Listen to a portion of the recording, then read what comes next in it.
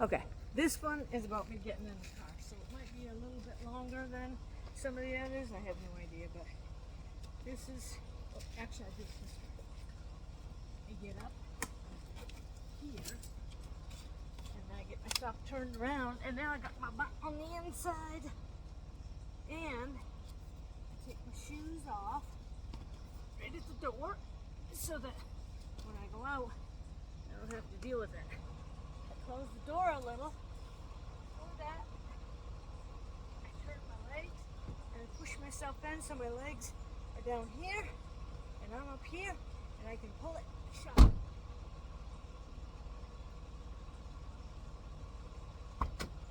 And then I just open the door.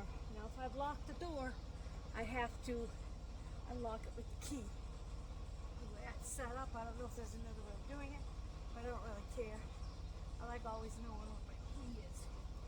Okay, here I am, getting out. Then I put my shoes on, 1 at a time, of course. And I can now step down and shove my foot into that shoe, which is nice. They're not slip-ons, but I hardly ever tie and untie my shoes.